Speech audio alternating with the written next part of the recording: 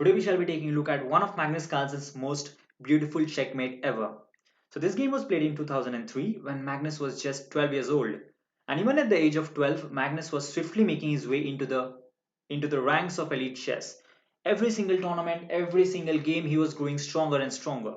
So at this point of his life, he was mostly feared for his tactical skills, and he was known to be a deadly tactician at this point. So today he's known as a great positional player, great strategist. But at this point in his life, he was known as a tactician. He was like Tal. And this game will just show you exactly why. So it's white to play. White was Magnus here, and Magnus started his attack with knight to h6. As we shall see, white will throw away all of his pieces towards the black king, and he will win surely by numbers. He'll win surely by what is known as concentration of forces. As you can see, the major pieces of black are on the queen side, and they are not going to move away from this squares till the end of the game.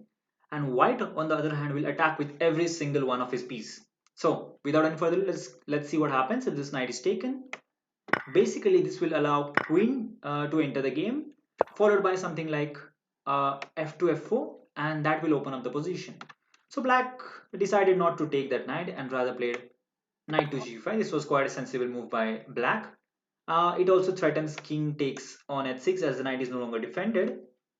But this is where you see Magnus's idea. Magnus has basically seen it all, and here he played f2, f4, basically opening up the rook. And we shall see that this rook will play the major role in the checkmate to come in the future.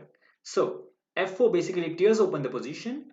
This has to be taken, and now queen takes, and black just tries bishop takes h3. The idea is this: if you take the bishop is basically poisoned. If you take the bishop, then knight takes on h3 is a fork winning the queen. But obviously Magnus is too clever, too cunning to fall into a cheaper like that, and he just ducks all that with queen h4. Now basically the bishop is actually threatened, and we can actually take the bishop with the pawn, and that's why the bishop has to move. The bishop retreats, and this is where white plays a very intuitive move, a very brilliant move. He pushes forward with e5, sacrificing a pawn just in order to open up his bishop. So you can see these bishops are beautiful, raging monsters, raging beasts that are just looking at the black king.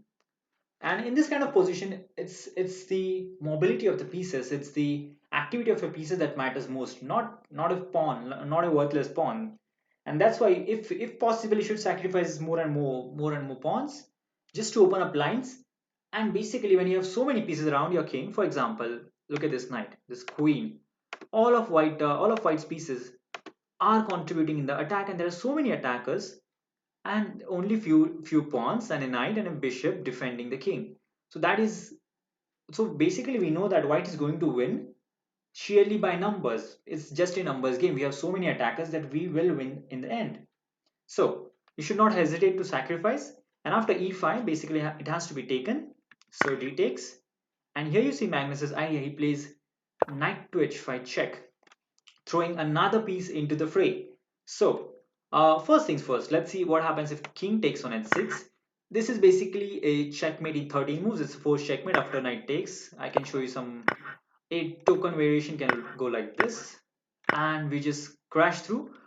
Queen g5 is coming, rook f7 can come next, and this is completely lost position. Black's position is completely, king position is completely exposed, and he won't survive long.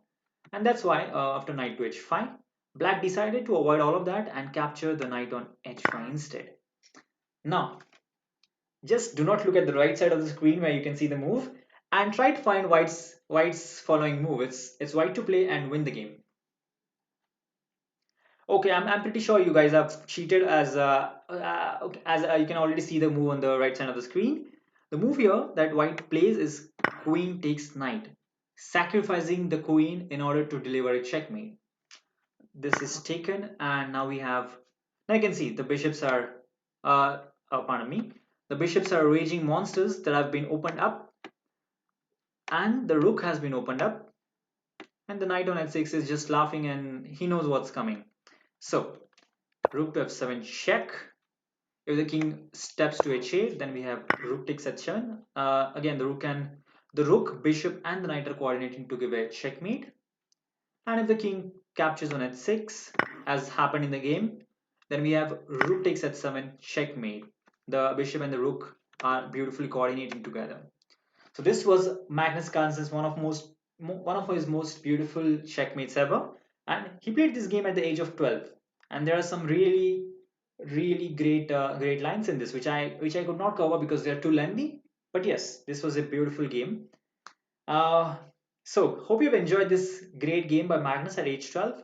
Thank you for watching and do subscribe to my YouTube channel. Bye.